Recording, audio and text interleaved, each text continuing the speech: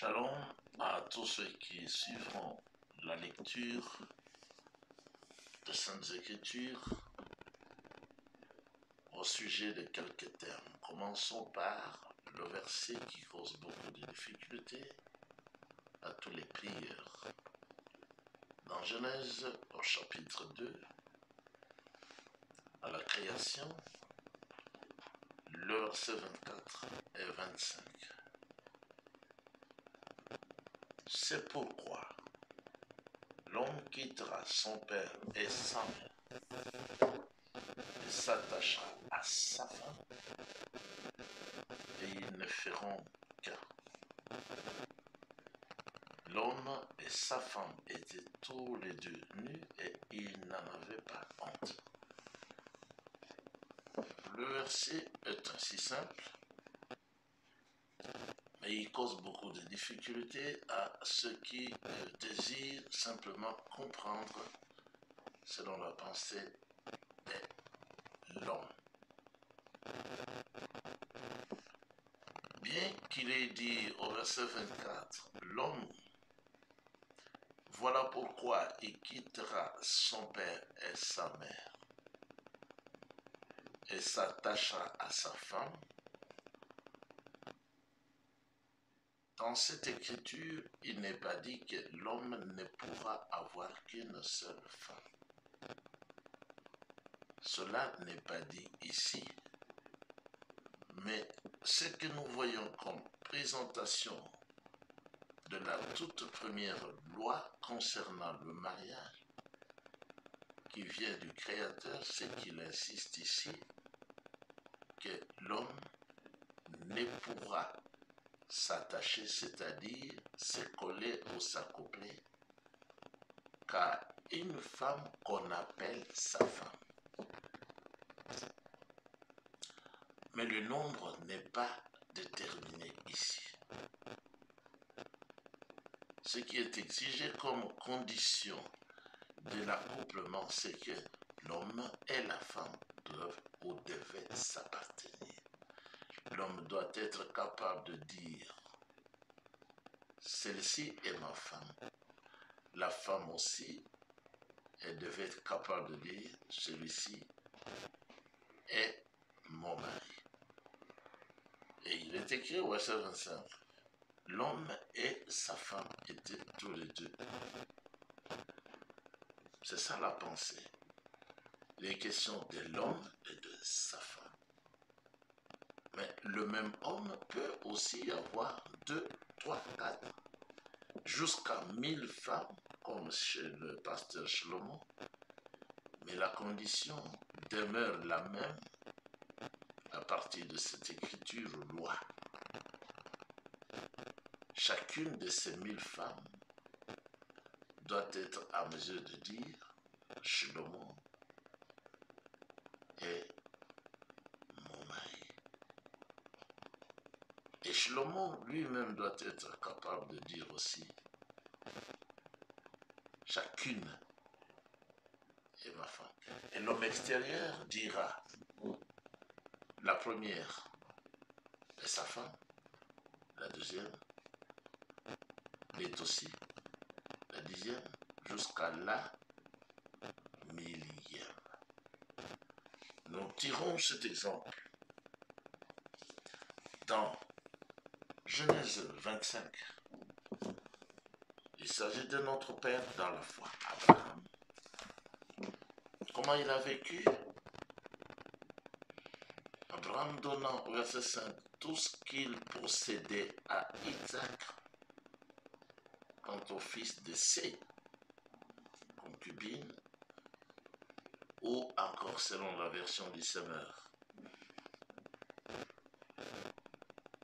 Quant au fils de ses épouses de ses ronrons, le même verset, il leur fit des cadeaux et il les envoya de son vivant, loin de son fils Isaac, vers l'est dans un pays de l'Orient. Mais il est dit loin de son fils, mais il avait aussi d'autres fils, de ses concubines, ou de ses épouses, de ses enfants. Dans Genèse au chapitre 16, comment il a évolué, on dit bien clairement par le prophète Moïse que Saraï, sa femme, avait demandé à son mari Abraham, qui était en même temps le prophète, c'est Genèse 20, d'accepter le mariage avec sa servante, la servante de Sarah, pour que à la maison, ils aient des enfants. Genèse 16.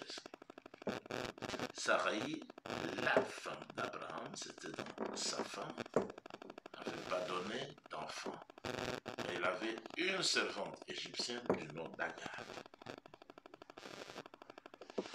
Saraï dit à Abraham, voici que Yahweh m'a rendu stérile et des relations avec ma servante. Peut-être aurais-je moi, Sarah, par elle, des enfants. Abraham écouta Saraï. Alors Saraï, la femme d'Abraham, prit l'Égyptienne Agar, qui était sa servante. Cela ne veut pas dire que parce qu'il est dit sa servante, que Saraï n'avait eu que celle-là, aucune seule servante.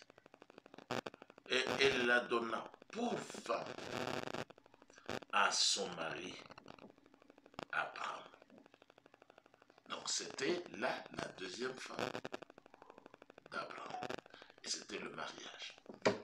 Passons dans d'autres exemples. Prenons par exemple dans 1 Samuel. 1 Samuel, au chapitre 1er.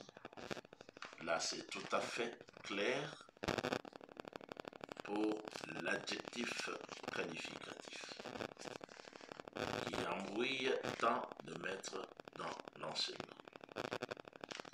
1 Samuel au chapitre 1er. Naissance de Samuel le grand prophète. 1 Samuel chapitre 1er, premier verset aussi. Il y avait un homme de Ramathaïm, Sophim, de la région montagneuse d'Ephraïm, du nom d'Elkana. C'est un serviteur de Samuel. Et il était le fils de Jéroham, fils d'Eliou, petit-fils de Tohu, et arrière petit-fils de Tsouf. Et il était éphraïmite. Il avait deux femmes. Le langage clair, comme dans Louis Serron et dans d'autres versions, il est dit il avait épousé deux femmes. On ne peut pas dire ici qu'il n'avait pas de femmes. Il les avait à deux. L'une s'appelait Anne, l'autre s'appelait Pénina. Pénina avait des enfants, tandis que Anne n'en avait pas. Chaque année, cet homme montait de sa ville jusqu'à Shiloh pour adorer Yahweh, le maître de l'univers. Vous allez voir ici qu'on ne les chassait pas de leur église parce qu'ils étaient dans un mariage polygame et lui offrir des sacrifices. Là se trouvaient les deux fils de cet homme, Ophni et Phiné, qui étaient prêtres du Seigneur. Le jour où Elkana offrait son sacrifice, il donnait des portions à sa femme, Pénina, et à tous les fils et à toutes les filles qu'il avait d'elle. Elle, c'est Pénina. Donc, dans ce verset 4, l'analyse grammaticale biblique nous montre bien que cet homme, serviteur de Yahweh lui-même, qui avait deux femmes, celle-ci est appelée dans les Écritures sa femme. Personne n'a le droit de changer ça. Au verset 19, il est écrit aussi.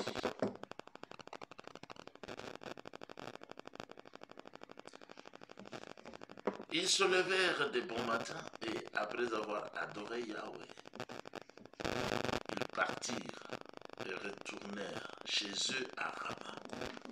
Dans leur église, on acceptait les polygames. Elkana eut des relations conjugales. Il venait de demander l'enfant dans cette église.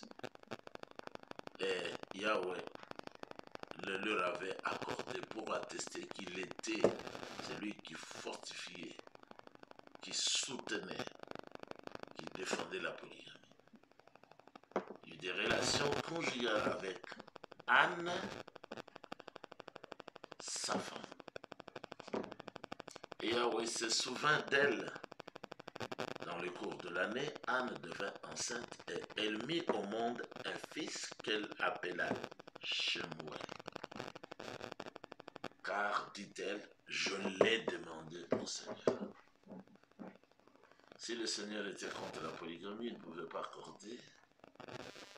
Ce fils demandé à lui par Anne, une autre femme du serviteur Elkana. Alors vous voyez que Genèse 2, 24 se concrétise dans la pratique. Ici, chez un homme qui avait deux femmes. Le verset 19e vient de nous montrer bien que c'était Elkana qui s'était attaché à Anne parce que c'était sa femme. Et le Seigneur confirme qu'il était tout à fait d'accord de se marier à un égal, juste saint et très bon. Il a accordé le plus grand prophète. En ce temps-là, c'était le prophète Shemuel. Celui-là qui fut même utilisé par le Seigneur puissamment pour bénir deux grands rois en Israël. Pour commencer, le royaume en Israël. La bénédiction vint d'abord sur Saoul, rejeté. Il fut envoyé dans la maison d'Isaïe pour bénir le roi Daoud, le pasteur bien-aimé du Seigneur. Nous pouvons aller encore plus loin. Nous prenons 2 Samuel chapitre 12 depuis le verset 8. 2 Samuel 12 depuis le verset 8.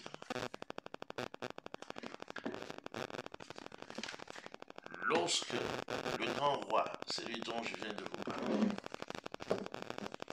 avait commis adultère, le Seigneur a envoyé le prophète Nathan pour lui parler. Mais avant d'arriver à cela, je peux vous prendre 1 Samuel 25, c'est-à-dire la fin de la première partie du prophète Shemuel dont nous venons de parler. Nous voyons dans ce chapitre que Daoud, qui avait déjà épousé 2 femmes, il est en route pour la conquête. Nabal lui refuse la nourriture et peut-être à boire. Il voulait se venger, lui, Daoud. La femme Abigail lui interdit en le suppliant de ne pas le faire. Et il avait dit, mais mon mari, dont le nom est Nabal, cela signifie que c'est un fou.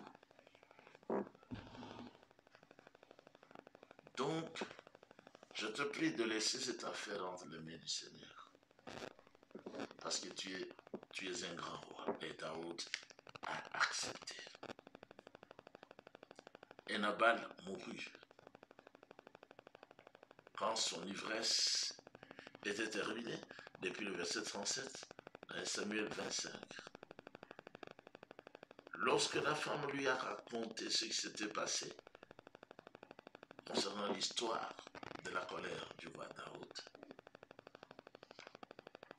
le cœur de Nabal reçut un coup mortel et il devint aussi inerte qu'une pierre. Environ 10 jours après, Yahweh lui-même frappa Nabal et Nabal mourut. Lorsque le roi Daoud a appris que cet homme est décédé, il a envoyé des messagers pour qu'il demande à sa femme Abigail de devenir l'épouse du roi, le pasteur Daoud. La femme a accepté en se prosternant même. Elle dit, j'accepte de devenir la servante ou l'esclave du roi Daoud pour laver les pieds de ses serviteurs. Ainsi, elle était montée sur un âne et accompagnée de 5 jeunes filles. Elle suivit les messagers de David et devint ainsi sa femme. Ici, il y a d'ailleurs cette grande leçon. Et en ce temps-là, ici, je vous rappelle bien que le Seigneur était toujours avec David. 43. David avait aussi épousé Akinoam d'Israël et toutes les deux furent ses femmes. Il y en a qui disent, bon, ce n'est pas dit s'attachant à ses femmes, mais ici, c'est écrit, David, depuis ce jour-là, il va s'attacher à ses femmes, comme dans le cas de là où nous venons de lire Elkana avec ces deux femmes, Anne et Pénina, Daoud aussi ici. 44. Saoul avait donné sa fille Michal, la femme de David, à Pati, de Kalim, fils de Laïch. Donc il avait déjà 3. Alors là où je vous ai conduit, c'est dans 2 Samuel, nous trouvons la même situation. Où dans la polygamie, on y parle aussi de ça, de ces. Tout ça c'est quoi? C'est le fruit de Genèse 2, 24. Il s'attachera à sa femme. Alors là, nous avons le chapitre 12e dans 2 Samuel. Depuis le verset 8, le Seigneur va lui faire des reproches. Il va lui faire des reproches pourquoi il avait commis l'adultère. Beaucoup de prédicateurs jusqu'à aujourd'hui ne comprennent pas la notion d'adultère, c'est quoi. Mais dans notre deuxième note, nous allons relever cela, parler de l'adultère. Qu'est-ce que c'est? L'adultère, qu'est-ce que c'est? Le Seigneur dit à Daoud, dans le verset 8,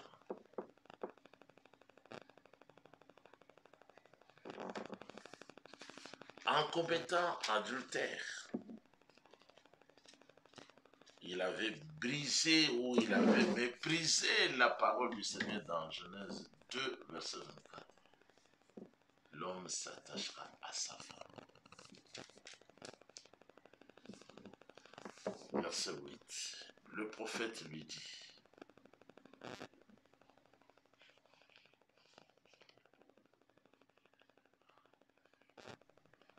je t'ai donné la famille de ton maître. J'ai mis ses femmes contre ta poitrine. C'est le Seigneur qui dit ça.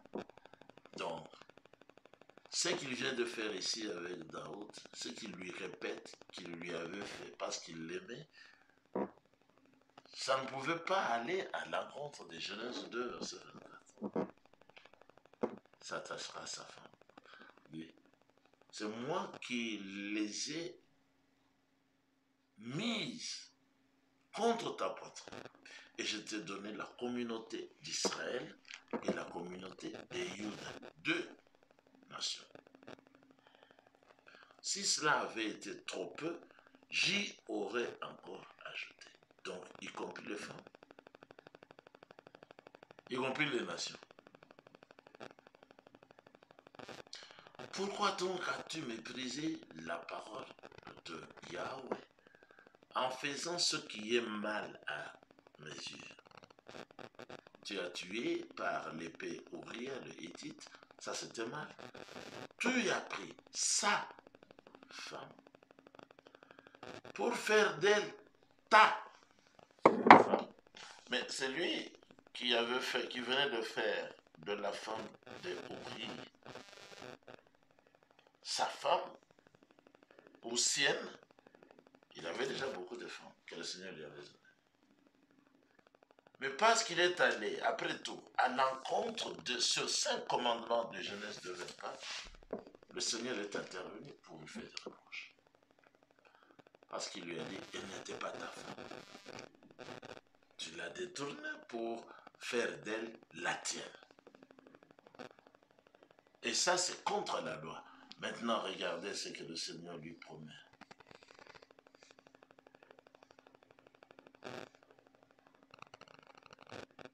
Désormais, c'est le verset 10. Puisque tu m'as méprisé et que tu as pris la femme d'Uri le Hittite pour faire d'elle ta femme par force, en transgressant la loi de la Genèse, l'épée ne s'éloignera plus de ton foyer.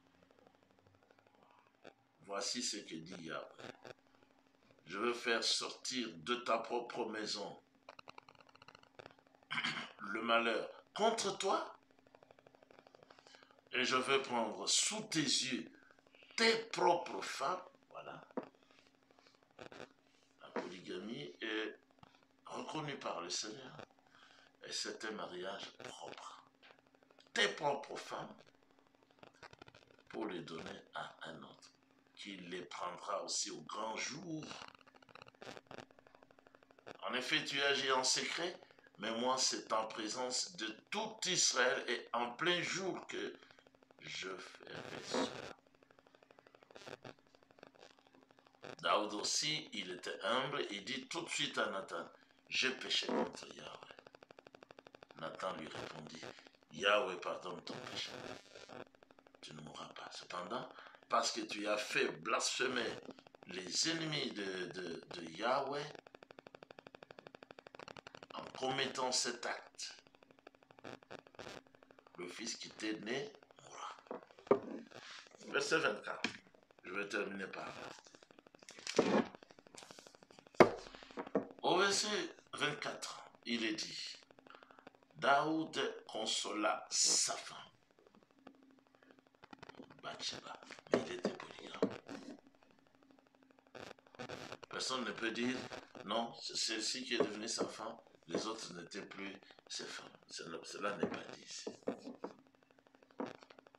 Mais chaque femme dans la polygamie, si elle a été épousée dans ce mariage consacré par le Seigneur, est la femme appartenant à ce polygame, à cet homme-là. De même qu'il peut avoir mis au monde beaucoup de fils, tous ses fils lui appartiennent. Mais chacun est son fils. S'il a des filles, toutes ses filles lui appartiennent. Mais chacune, elle est son enfant, sa fille. Amen. Maintenant, je vous prends un deuxième exemple. J'ai directement ouvert là. Dans Deutéronome 24.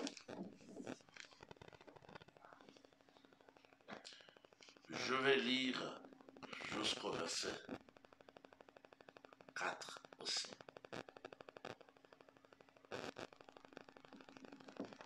Lorsqu'un homme a pris et épousé une femme, cela ne veut pas dire que l'homme ne doit épouser qu'une femme. Ici, c'est indéterminé. Cette femme qui viendrait à ne pas trouver grâce à ses yeux, parce qu'il a découvert en elle quelque chose de honteux, il écrit pour elle une lettre de divorce et, après la lui avoir remise, la renvoie de chez lui. elle sort alors de chez lui, s'en va, et peut devenir la femme d'un autre homme. Ici, on est en train de supposer. On ne dit pas qu'elle doit devenir ou elle a le droit de le faire. Mais c'est une supposition. Parce qu'on dit elle peut devenir, après le divorce, la femme d'un autre homme. 3. Supposons que ce dernier homme la prenne en haine, écrive pour elle une lettre de divorce, et après la lui avoir remise, la renvoie aussi de chez lui, ou bien que le dernier homme qu'il a prise pour femme vienne à mourir. Alors, le premier mari qu'il avait renvoyé ne pourra pas la reprendre pour femme après qu'elle a été ainsi rendue impure. Donc, dans le deuxième mariage, c'est de l'impureté pour une femme dont le mari est encore en vie. Car ce serait une pratique abominable devant le Seigneur. Et tu ne chargeras pas d'un péché le pays que Yahweh ton Dieu te donne en héritage. Ça se complète. Et la deuxième situation de cette femme qui, étant renvoyée et dont le mari serait encore en vie, ça se complète ici par l'explication du Seigneur Yeshua, qui est le même qui dicta Moshe pour écrire dans Deutéronome, Matthieu 5, verset 32.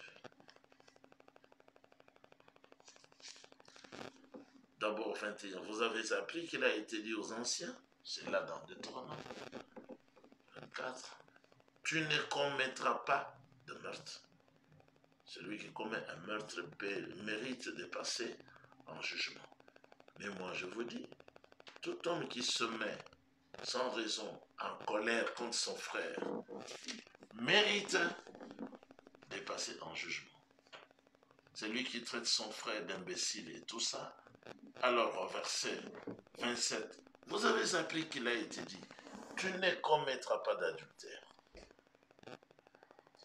Mais moi je vous dis, tout homme qui regarde une femme pour la convoiter a déjà commis un adultère avec elle dans son cœur. Là intervient son conseil. Si ton œil droit te pousse à mal agir, arrache-le, jette-le loin de toi. Car il vaut mieux pour toi subir la perte d'un seul de tes membres que de voir ton corps entier jeté en enfer. 31. Il a été dit que celui qui renvoie sa femme, pas son unique femme, sa femme tout court, lui donne une lettre de divorce. C'est Deutéronome 24. Mais moi je vous dis, celui qui renvoie sa femme, sauf pour cause d'infidélité, l'expose à devenir adultère. Elle n'est pas encore adultère. Elle est seulement exposée à devenir adultère. Quand? C'est la suite. Et celui qui épouse une femme divorcée, cette femme-là, commet un adultère.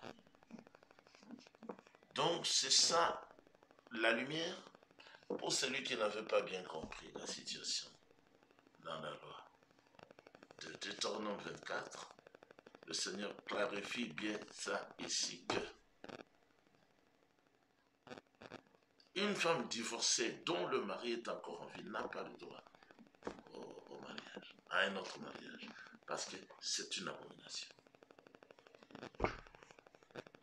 Ça se confirme encore dans Romains chapitre 7. Ignorez-vous, frères et sœurs, je parle ici à des gens qui connaissent la loi, que la loi exerce,